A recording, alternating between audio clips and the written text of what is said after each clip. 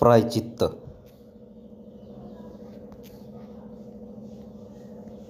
सुभद्रा आणि लीला काम करीत होत्या. दगड भरणाऱ्या यंत्राच्या जबड्यात त्या दगड लोटीत होत्या. त्या दोघी स्वच्छ सारख्याच रंगाची लुगडी नेसल्या होत्या. त्यांचा ओतीव बांधाही सारखाच दिसत होता आणि त्यांच्या वयात मुळीच अंतर जाणवत नव्हते. पाणीदार टपोरे डोळे, नोकदार नाक, तरतरीत तोंडावरील चेहऱ्यावरचा हसरा भाव यामुळे त्या दोघी उठून दिसत. शिवाय त्या देखण्या म्हणून त्यांची ख्याती होती.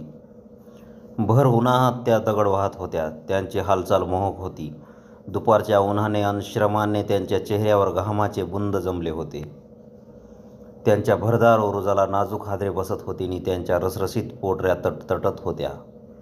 त्यांच्याकडे वाकड्या नजरेने पाहण्याची कुणाला हिंमत होत नसे, कारण त्यांचे कुंकवाचे धनी उमा आणि बळी हे दोघे जवळच होते. ते दोघे 200 फूट उंचावर कड्यावर विद्युत बळावर चालणारी सुरुंगाची पहार दगडात रेटण्याचे काम करीत होते. तरुण, बलिष्ठ, तापट म्हणून त्या दोघांचा सर्व कामगारावर भलताच दरारा होता. तिथे डोंगर फोडण्याचे काम चालू होते.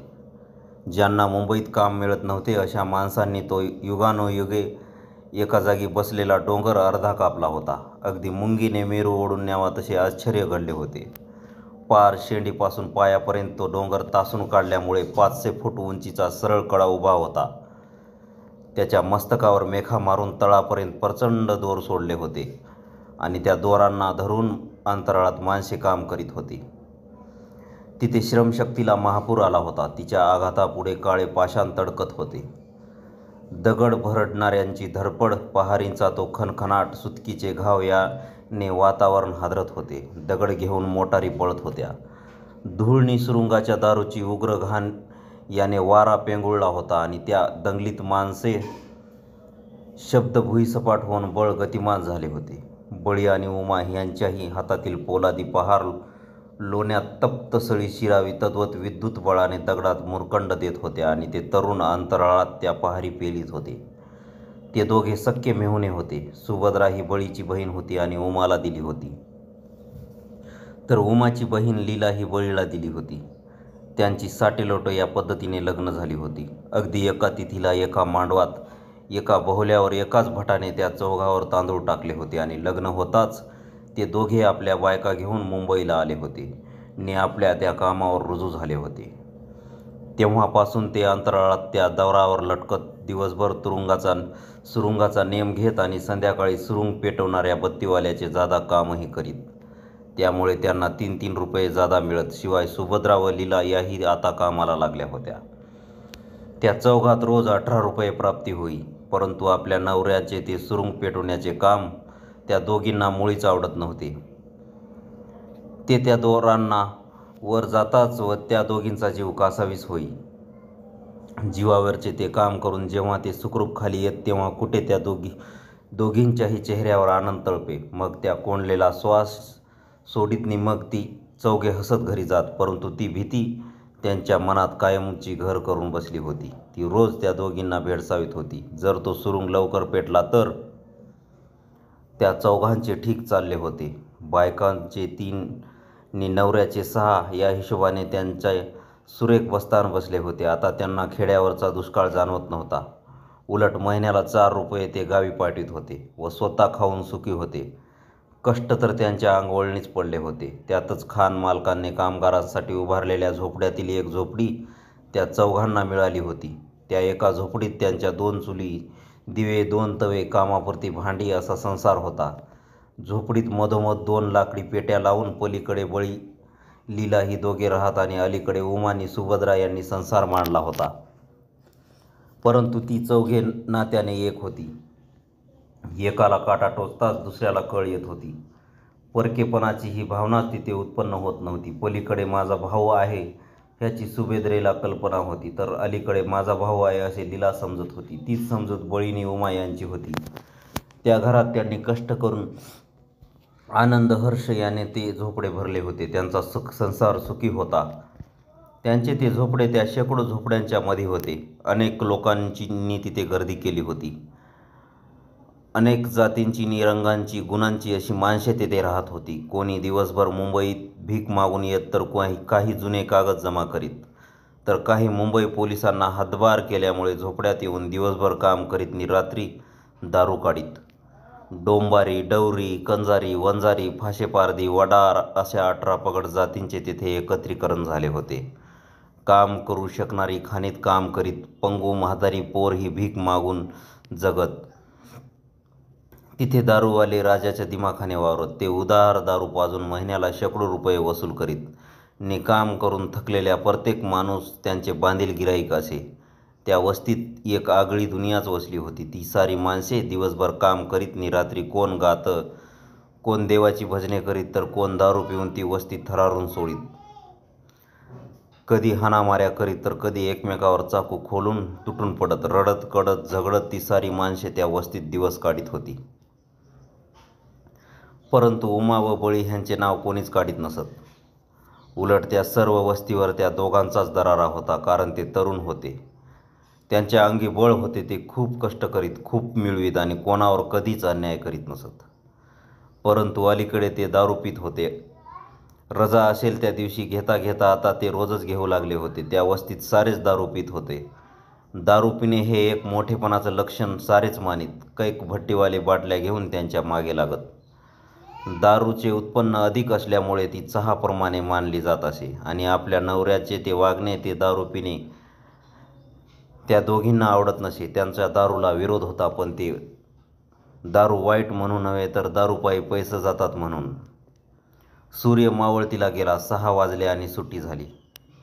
एकाएकी सर्व शांत झाले. विद्युत पहारी स्थिर झाल्या. दगड भरणारी ते यंत्रे गपकन थांबली. आपापले कपडे काखेत घेऊन माणसे झोपडपट्टीकडे धावत निघाली. मग ती खाण निर्जन झाली नि सुरुंग पेटताहेत हा इशारा देणारी शिटी वाजली आणि गंभीर वातावरण निर्माण झाले. हातात बत्त्या घेऊन बळी आणि उमा त्या दोरावर अंतराळात निघाले. सुभद्रा नि लीला दूरच उभ्या राहून त्या कड्याकडे पाहू लागल्या. सुभद्रा नि लीला दूर उभ्या होत्या. त्यांच्या नजरा पण त्या कड्यावर स्थिरावल्या होत्या. त्यांचे जीव त्यांच्या डोळ्यात आले होते. त्यांचे सर्वस्व त्या दोरावरून धावत होते. त्या निश्वास रोखून पाहत होत्या. बळीनी उमा यांनी त्या दोरावरून धावत सर्व वातींना पेट दिला आणि चपळाईने ते 200 फूट कडा चढून भरकन वर निघून गेले आणि गपकन त्या दोघींनी तो रोखलेला निश्वास सोडला आणि पुन्हा निश्वास कोंडेपर्यंत देवांची नावे घेतली. मनातल्या मनात देवांचे आभार मानले आणि ते दोघे जवळ येताच त्या लहान मुलाप्रमाणे खुदखन हसल्या आणि नव्या दमाने आपल्या खोपीकडे निघाल्या आणि वाताने आग सुरुंगांना भिडवली. तो डोंगर धडपडून पेटल्याचा भास झाला. त्याने सारा प्रदेश हादरला. प्रचंड दगड गगनात जाऊन जमिनीवर आले. जमिनीवरचे क्षणभर नाचले. धुळीने वाऱ्याचे तोंड लाल केले. ती चौघे बोलत बोलत त्या तळ्याजवळ आली. त्या तळ्यातील निळी कमळे नि हिरवीगार पाने यांनी तळ्याचे पाणी झाकून टाकले होते. वाऱ्याच्या नाजूक धक्क्याने ती निळी कमळे मंद गतीने डोलत होती. त्यांच्याकडे सुभद्रेने भरकन नजर फेकली आणि शेजारची म्हातारी तिला दिसली. ती म्हातारी अर्धे लुगडे नेसली होती आणि अर्धे धुवून पसरवून वाळवीत होती. जीवनातील मोठा पेच प्रसंग तिने सोडवला होता. ती सुभद्रा म्हणाली, "आजे दिवस बुडाला की." "बुडू दे," म्हातारी विजया मुद्रा करीत म्हणाली. "अर्ध लुगडं आज धुवून झालं, आता उद्या अर्ध पिळून काढेन. चल आले मी." एवढ्यात झिंगऱ्या धावत आला. तो एका पायाने लंगडा होता आणि दादागिरीसाठी त्याने आपले सर्व दात गमावले होते. तो एका पायाचा माणूस पोलिसांना डोईजड झाल्यामुळे त्यांनी त्याला त्या खाणीत काम करायला भाग पाडले होते. परंतु झिंगऱ्या गहूभरही नमला नव्हता. तो दिवसा काम करीत होता आणि रात्री दारू काढीत होत्या. त्या खाणीतील ते काम त्याच्या फायद्याचे ठरले होते. कारण त्याला निवारा, गिऱ्हाईक, भांडवल हे सारे तिथे मिळत होते. म्हणून तो उलट पोलिसांचे आभारच मानित होता. झिंगऱ्या धापा टाकीत म्हणाला, "उमाजी कुठं निघाला?" "कुठं म्हणजे घराकडं र."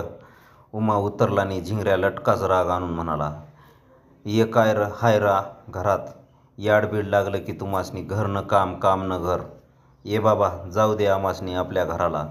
सुभद्रा फणकारली आणि झिंगऱ्याने गर्वाने उसळून म्हणाला, "घर कुणाचं घर? अगं माझी आई, ती चिमणलाल शेठची ही मेहरबानी होय. तुला काय आगेपिचे सारखंच." लीला भोवया चढवीत म्हणाली, "हात धरावा तर रोकडनी शेंडी धरावी तर." बोडका झिंगऱ्या मध्येच मोठ्याने ओरडला आणि पोट धरून हसू लागला. "ए बोडक्या, म्हणणं काय तुझं?" बळीने विचारले आणि एकदम गंभीर होऊन झिंगऱ्या म्हणाला, "माल काढलाय आज 1 नंबरचा. पेटव तुझा माल." सुभद्रा खेकसली. "न ग आमासनी तो." "अरे तुम्हाला कोण घे म्हणतो?" झिंगऱ्या आश्चर्य व्यक्त करीत म्हणाला. "मी बळीनी उमा ह्यासनी सांगतोय नी खरं सांगू, माझा आजचा माल पेटवूनच देणार आहे मी. उधार देणार." उमा गुरकला. "मीच काय, माझा बाप देईल." झिंगऱ्या उतरला. 2 बाटल्या बळीने 2 बोटे पुढे केली आणि झिंगऱ्या म्हणाला, "एकाच बाटलीत तुम्ही दोघे आकाशात जाऊन परत याल आणि डोकीवर चालाल. डोकीवर आणि 2 घ्याल तर तुम्ही सर्कस कराल नि पोलीस रिंग मास्तर बनून तुम्हाला नाचविल आणि माझं दिवाळं निघल." झिंगऱ्याच्या या बोलाने ती चौघेही हसत सुटली. मग झिंगऱ्या त्या दोघांना घेऊन निघाला. "तुम्ही चला, आम्ही येतो चक्कर मारून." असे म्हणून ते दोघे झिंगऱ्याबरोबर चालू लागले आणि त्या दोघी वळून घराकडे निघाल्या. सुभद्रा मध्येच थांबून म्हणाली, "लवकर यायचं, वाट बघायला लावू नका." "नका नका, जेवून निजा." बळी म्हणाला आणि पुढे चालू लागला. झिंगऱ्याला शिव्या देत त्या दोघी घराकडे वळल्या. सर्वत्र गडद अंधार भरला होता.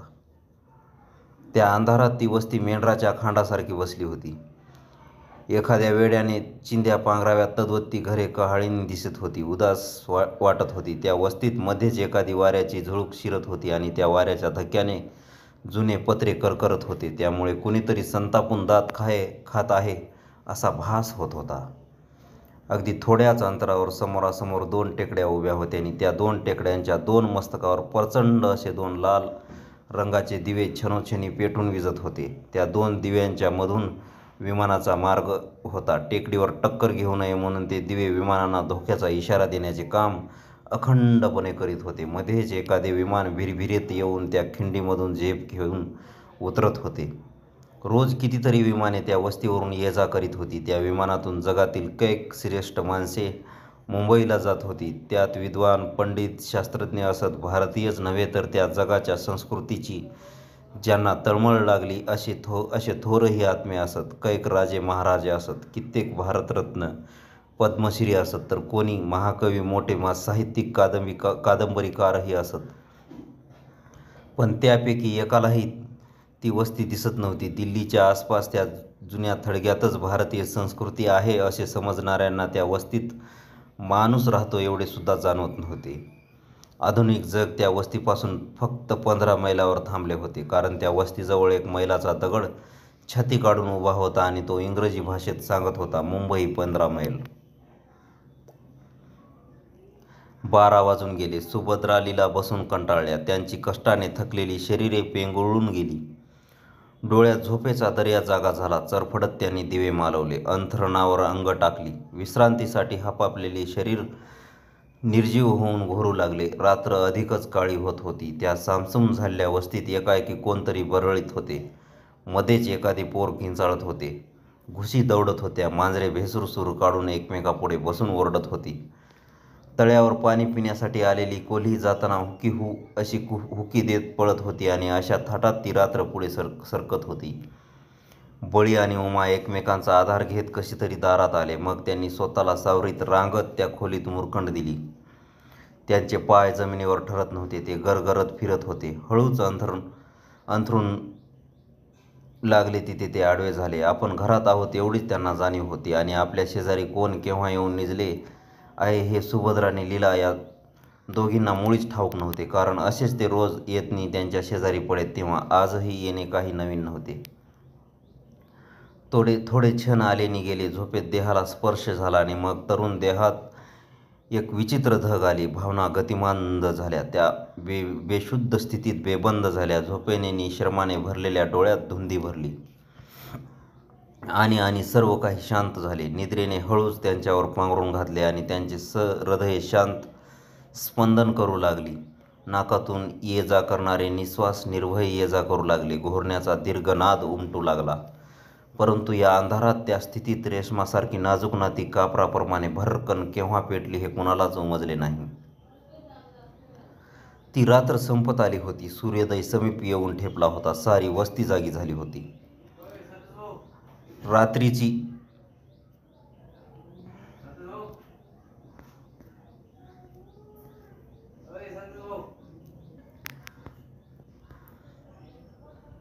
रात्र संपत आली होती. सूर्योदय समीप येऊन ठेपला होता. सारी वस्ती जागी झाली होती. रात्रीची विश्रांती घेऊन श्रमशक्ती पुन्हा सज्ज झाली होती. खाणकामगार जागे झाले होते. त्यांच्या चुली पेटल्या होत्या. सुभद्रानी लीला ह्यांनाही जाग आली. त्यांनी गडबडीने उठून प्रथम दिवे लावले. दोन्ही चुलीवर दिवे पेटले. त्यांचा कापरा प्रकाश त्या खोपीत थरथरला आणि त्या दोघींनी नजरा आपापल्या अंथरुणाकडे वळवल्या. स्वतःच्या अंथरुणावर स्वतःचे भाऊ पाहताच त्यांच्या दृष्टीत कंप भरला. त्या चरफडल्या आणि त्यांच्या दृष्टीपुढे रात्रीचे ते प्रसंग साकार झाले. विध्वंसक सुरुंगांना वातीने आग पोचवावी तसे घडले. त्यांच्या हृदयाने भडकून पेट घेतला. अग्नीपेक्षाही दाहक अशी पश्चातापाची आग त्यांच्या मस्तकाकडे सरकून त्या क्षणात वेडावल्या. जिभा निष्प्राण झाल्या. शब्द थिजले. अशा आकांक्षा, हर्ष, आनंद हे सर्व भाव त्यांच्या डोळ्यातून जळून भस्म झाले. त्यांना प्रकाशाची भीती वाटू लागली आणि त्यांनी दिवे मालवले.